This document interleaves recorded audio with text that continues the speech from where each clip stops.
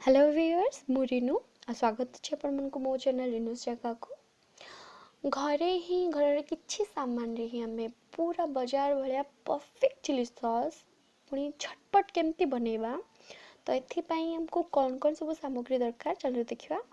एथि पे मु नै छी ठीक ग्रीन चिलीज जो राग वाला ग्रीन चिलीज आसे ताको नै छी 100 ग्राम आ एठी मोटा वाला जोटा कम राग वाला चिलीज आसे ताको 100 ग्राम टोटल मु 200 ग्राम एमती नै छी आउ अदा मु नै छी ठीक 1 इंच आउ रसुण रो पाखुडा मु 12 ରୁ 15 इंच पाखुडा नै छी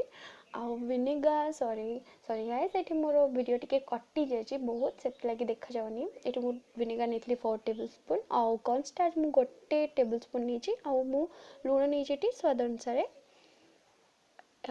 फर्स्ट मु जो मोटा वाला चिलीज को एमती मझिरो एमती काटी देबी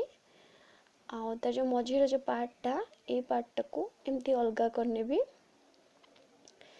और सेमती याकू भी एमती काटी नेबी एकदम जो मंजी वाला पार्टटा मु ताको एकदम सफा करने भी तापरे मु एमती पूरा सफा करने भी तापरे ताको मु एमती 4 पीस रे एमती काटी नेबी सेमती मु जो राग वाला चिली से गुडी को एमती काटी नेबी तापरे मु एमती चॉप करने भी सब चिलीज को तापरे मु गैस रे कुकर चढ़े नेबी ताकि कुकर रे ही बनेवार अछि याकू तो मु एथरे जो मोटा वाला चिलीज को थिकनेस पाई मु एठी यूज करछि आपण में ट्राई करके देखिबे। और राग वाला चिलीज मोटी 100 ग्राम नै छी जपर कि चिली सॉस टी बहुत बढ़िया बनिवो। एथरे मु जो अदाटा नै छी ताको भी मु एमती काटी नै छी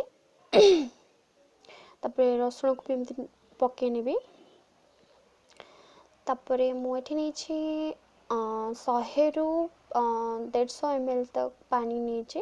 ताको भी मु एथरे पके नेबी तो मु एतिकी पानी नै छी आ एथरे स्वाद अनुसार लूण नै जीबी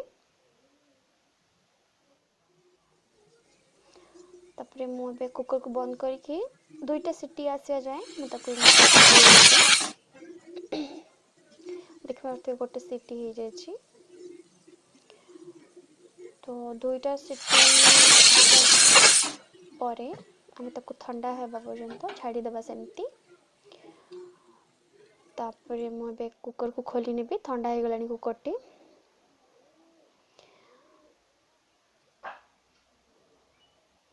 तापरे देखि पारतबे केमते लंका उडी को केमते पूरा सिझी जाय छी ताको मु मिक्सी रे एमती ग्राइंडर रे ताको एबे मु पेस्ट करने भी आप माने ठंडा हे साला पर ताको पेस्ट कर नेबे मु भी ठंडा हैला पर ही करबी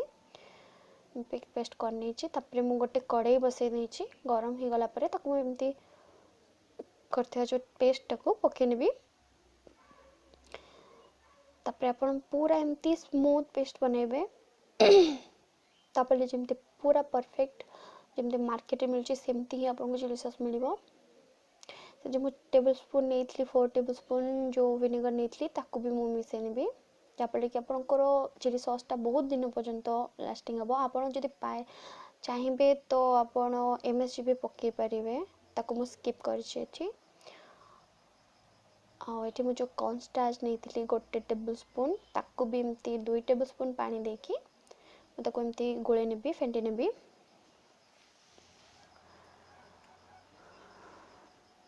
तमकोमती मिसे ताको मु एबे अल्प अल्प बेसी नहीं अल्प अल्प एमती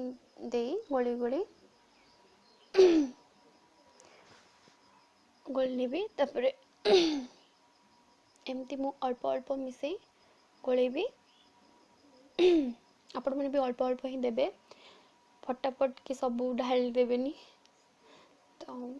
देखि पाथवे धीरे धीरे गाढ़ा होची हमरो सॉस टा तो एमती ही पूरा भल भाव गोले नेबी तापर 10 मिनिट पर मु चेक करूची तो चिली सॉस पूरा परफेक्ट बनी की रेडी हो जायछि। तो गाइस जदि आपण मन को मो चिली सॉस वीडियो बहुत पसंद आछे तो प्लीज मो चैनल को सब्सक्राइब करा जम्मारू भूलिबेनी आ बहुत सारा वीडियोस पाई प्लीज बेल आइकन को क्लिक कर नेबे जापर कि मु आपको बहुत सारा वीडियो पहुंचे परिबे आपण को। तो गाइस देखि पारथिबे पूरा परफेक्ट चिली सॉस मार्केट भलिया ही थिकनेस आ लुक भी बहुत बढ़िया है अपन देखि पारथिबे। तो गाइस